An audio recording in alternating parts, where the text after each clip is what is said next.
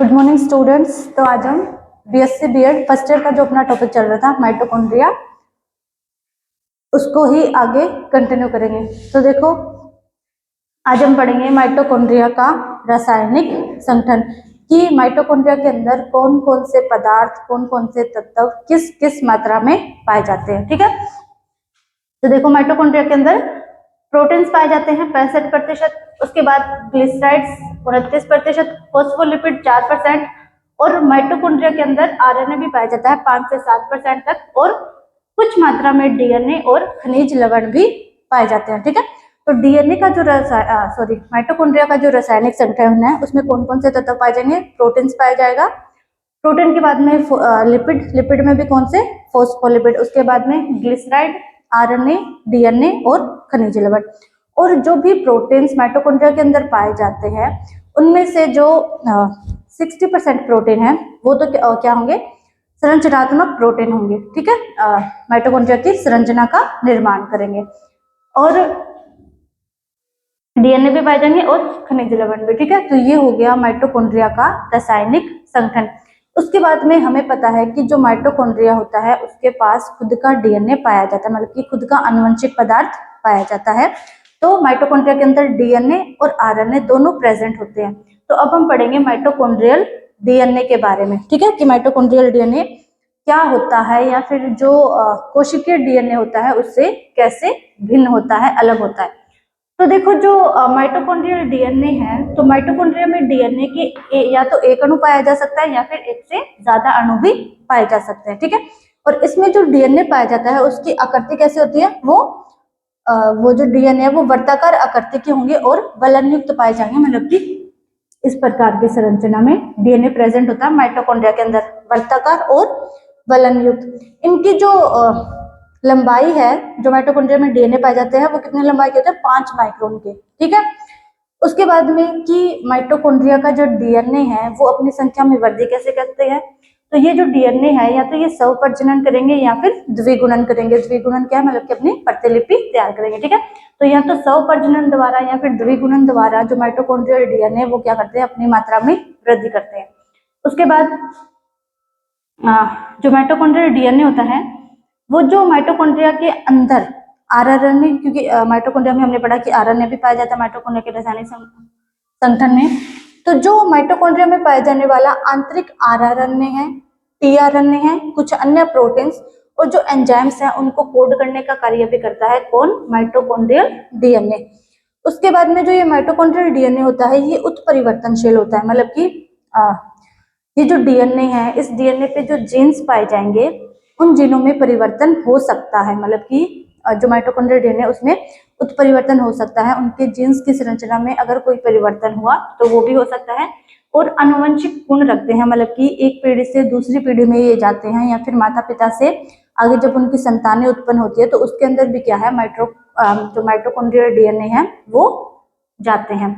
उसके बाद में जो माइटोकॉन्ड्रिया है उसके अंदर खुद का डीएनए प्रेजेंट होता है। तो खुद का डीएनए प्रेजेंट होने के कारण माइटोकॉन्ड्रिया को हम बोलते हैं अर्धस्वायत्त कोशिकांग। क्या बोलते हैं? अर्धस्वायत्त कोशिकांग। क्यों? क्योंकि जो माइटोकॉन्ड्रिया है उसके अंदर खुद का डीएनए प्रेजेंट होता है, इसीलिए इसको बोला जाएगा अर्धस्वायत्त कोशिकांग।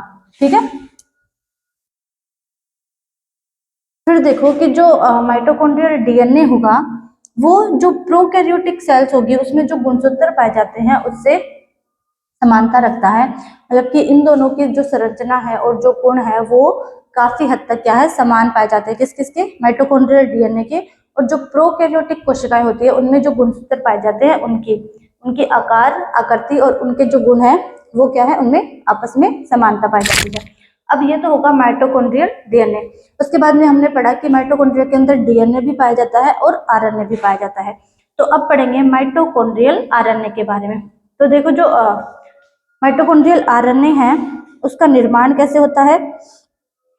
तो माइटोकॉन्ड्रिया में क्या है? आरएनए भी पाया जाता है, और जो माइटोकॉन्ड्रिया में पाए जाने वाला आरएनए है वो जो केंद्रक के अंदर आरएनए केंद्रक के अंदर, क्योंकि कोशिका में पाया जाता है केंद्रक, और केंद्रक के अंदर पाए जाते हैं गुणसूत्र जिनपे डीएनए या फिर कई जीवों के जो गुणसूत्र होते हैं उसमें आरएनए प्रेजेंट होते हैं।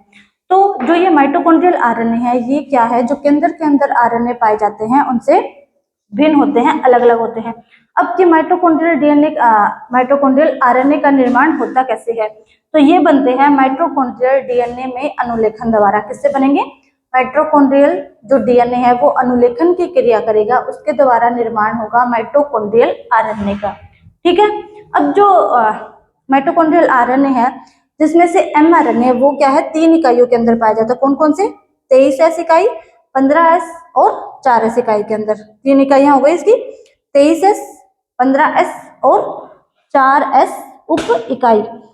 अब देखो कि जो माइटोकॉन्ड्रिया है उसमें बहुत सारे आवश्यक प्रोटीन्स का संश्लेषण भी होता है, और उन प्रोटीन्स का संश्लेषण करने के लिए ही क्या है, माइटोकॉन्ड्रियल डीएनए से माइटोकॉन्ड्रियल आरएनए का निर्माण होता है। ठीक है।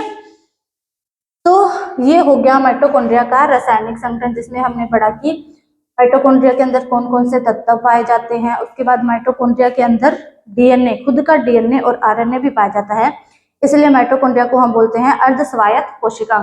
तो माइटोकॉन्ड्रियल डीएनए को डिटेल में पढ़ लिया और माइटोकॉन्ड्रियल आरएनए को। अब हम पढ़ेंगे कि जो माइटोकॉन्ड्रिया है उसका निर्माण किसी भी कोशिका के अंदर कैसे होता है। ठीक है। तो माइटोकॉन्ड्रिया के निर्माण की क्या है, अलग अलग जो वैज्ञानिक थे उन्होंने अलग अलग प्रक्रियाएं बताई। ठीक है, जिसमें से कुछ हम यहाँ पे पढ़ेंगे। तो सबसे पहले है कोशिका कला से, मतलब कि कोशिका कला जो है हमारी कोशिका की, जो कोशिका झिल्ली पाई जाती है उससे माइटोकॉन्ड्रिया का निर्माण होता है।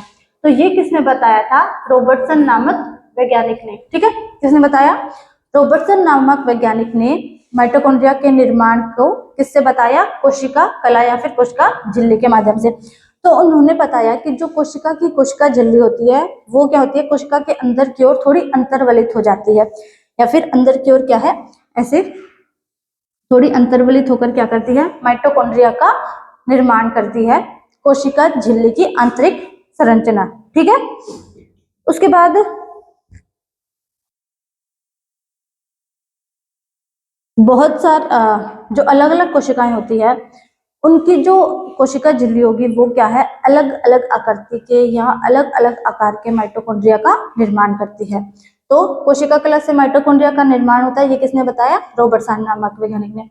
अब दूसरा मत ये आया कि माइटोकॉन्ड्रिया का जो निर्माण है वो होता है सूक्ष्मकाय द्वारा। तो हमें पता है कि जो हमारी कोशिकाएं होती हैं, किसी भी जीव की जो कोशिका है उस कोशिका के अंदर पाया जाता है कोशिका द्रव्य, और उस कोशिका द्रव्य के अंदर क्या है, बहुत सारी सूक्ष्म संरचनाएं पाई जाती है जिनको नाम दिया गया सूक्ष्म काय। ठीक है।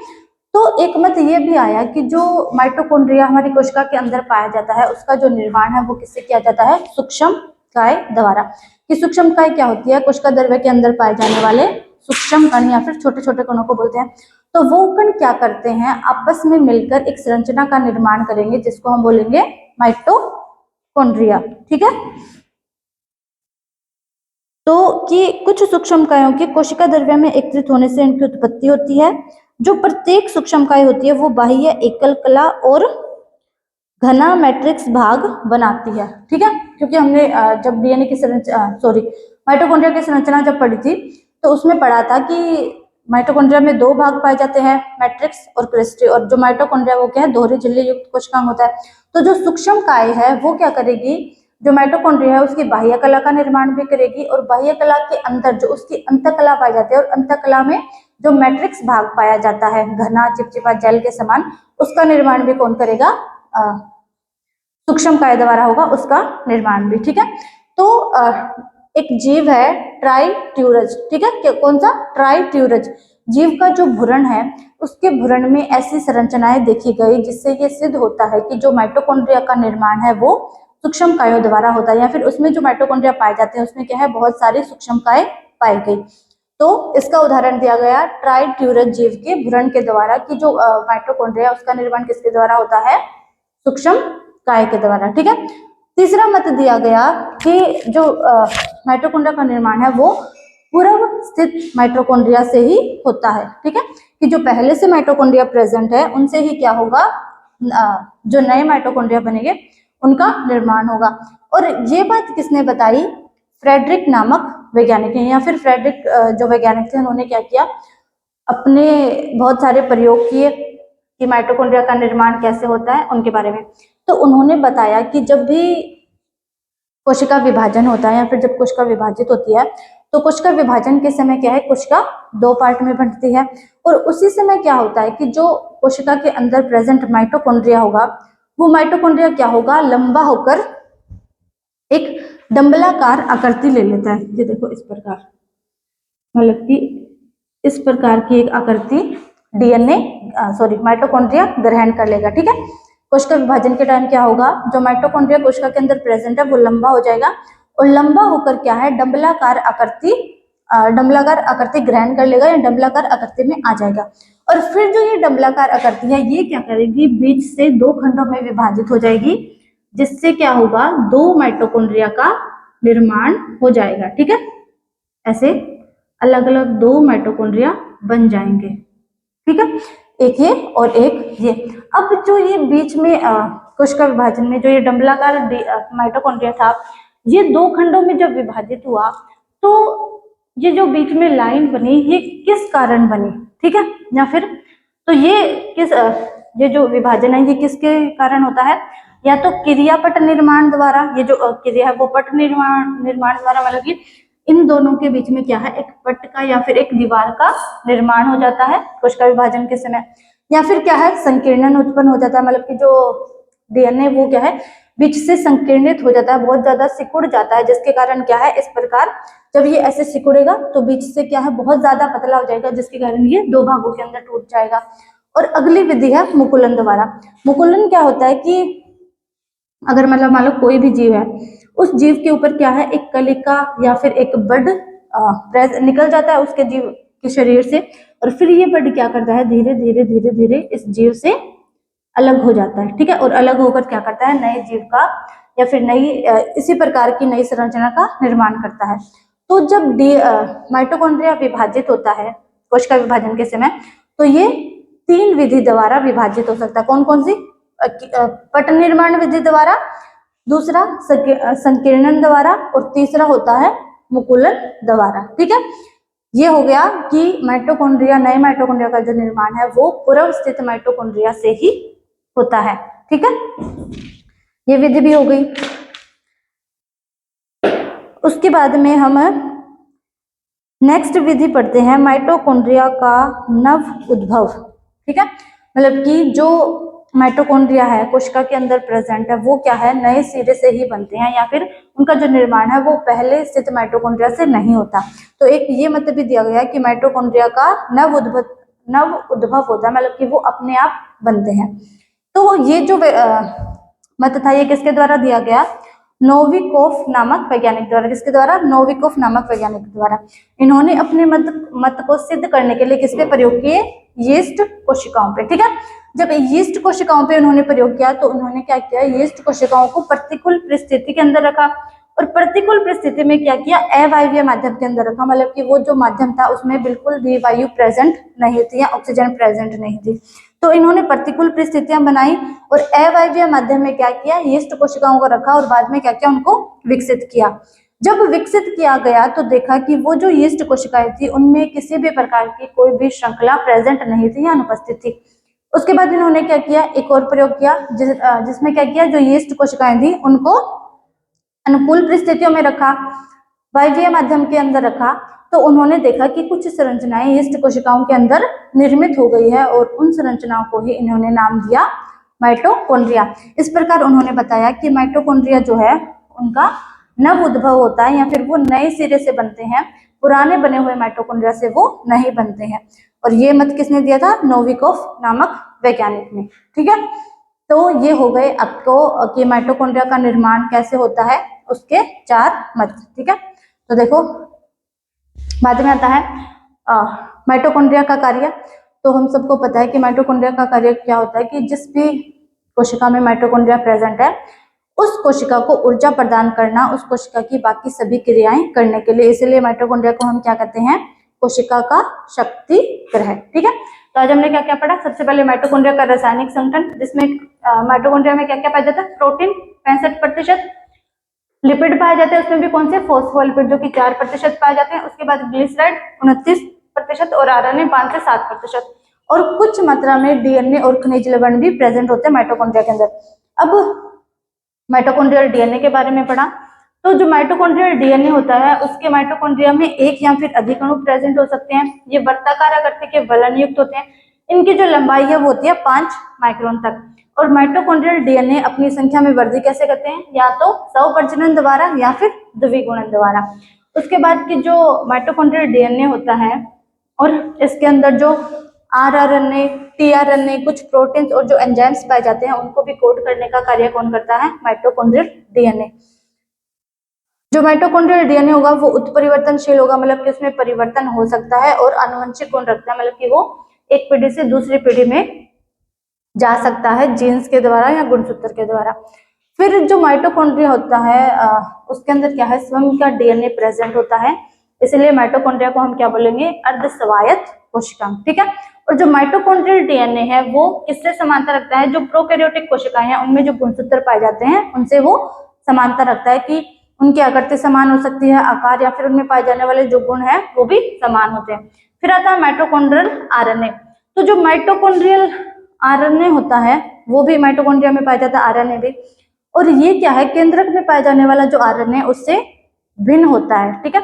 और माइटोकॉन्ड्रियल आरएनए का निर्माण कैसे होगा, जब माइटोकॉन्ड्रियल डीएनए अनुलेखन की क्रिया करेगा उसके द्वारा बनेगा माइटोकॉन्ड्रियल आरएनए।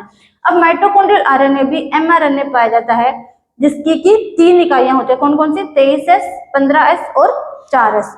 उसके बाद में हमने पढ़ा माइटोकॉन्ड्रिया का जीवात जनन, मतलब कि माइटोकॉन्ड्रिया का निर्माण कैसे होता है। तो इसके लिए अलग अलग वैज्ञानिकों ने अलग अलग मत प्रस्तुत किए। कुछ वैज्ञानिकों ने बोला कि माइटोकॉन्ड्रिया का निर्माण कोशिका झिल्ली से होता है, कुछ ने बताया सूक्ष्मकाय से, कुछ वैज्ञानिकों ने बताया कि जो पहले उपस्थित माइटोकॉन्ड्रिया उसी से क्या है, नए माइटोकॉन्ड्रिया बनते हैं, और कुछ वैज्ञानिकों ने बताया कि माइटोकॉन्ड्रिया का स्वतंत्र उद्भव होता है। तो सबसे पहले कोशिका कला द्वारा माइटोकॉन्ड्रिया का निर्माण, ये वाला मत दिया था रॉबर्टसन नामक वैज्ञानिक ने। उन्होंने बताया कि जो कोशिका झिल्ली होती है वो क्या करती है, अंतर्वलन द्वारा माइटोकॉन्ड्रिया का निर्माण करती है। उसके बाद दूसरा मत सूक्ष्मकाय द्वारा। तो इसमें क्या था, इसमें बताया वैज्ञानिकों ने कि कोशिका द्रव्य के अंदर क्या है, कुछ छोटे छोटे कण पाए जाते हैं जिनको हम बोलते हैं सूक्ष्मकाय, और ये सूक्ष्मकाय आपस में मिलकर क्या करती है, माइटोकॉन्ड्रिया का निर्माण करती है। इसको बताने के लिए बताया गया कि जो ट्राइट्यूरज नामक जीव होता है उसके भ्रूण की जब उसके भ्रूण को जब अच्छे से देखा गया तो उसमें पता चला कि इसमें जो माइटोकॉन्ड्रिया पाया जाता है उस पर क्या है, बहुत सारे सूक्ष्मकाय प्रेजेंट थे। उसके बाद आया कि पूर्व स्थित माइटोकॉन्ड्रिया से, ये मत दिया था फ्रेडरिक ने। उन्होंने बताया कि जब कोश का विभाजन होता है तो उसी टाइम क्या है, माइटोकॉन्ड्रिया का भी विभाजन होता है, और माइटोकॉन्ड्रिया लंबा होकर क्या करता है, डंबलाकार आकृति का होता है, जिससे वो 2 खंडों के रूप में बंट जाता है। और ये जो प्रक्रिया है वो किसके द्वारा होती है, पट निर्माण विधि द्वारा, संकीर्णन द्वारा या फिर मुकुलन द्वारा। चौथा मत था माइटोकॉन्ड्रिया का नव उद्भव। ये वाला जो प्रयोग था, ये मतलब या फिर ये जो मत था ये बताया नोविकोव नामक वैज्ञानिक ने। उन्होंने इसके लिए यीस्ट कोशिकाओं पर प्रयोग किए।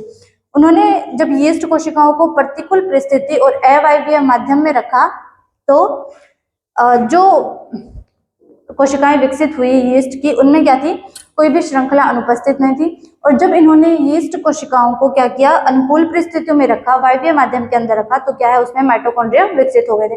उसके बाद हमने माइटोकॉन्ड्रिया के कार्य पढ़े, जो कि क्या है, कोशिका का शक्तिग्रह। कोशिका की जितनी भी क्रियाएं हैं उनको करने के लिए ऊर्जा प्रदान कौन करता है, माइटोकॉन्ड्रिया। ठीक है। तो आज आपका माइटोकॉन्ड्रिया भी पूरा हो गया है। कल हम दूसरे कोशिकांग के बारे में पढ़ेंगे। आज के लिए इतना ही।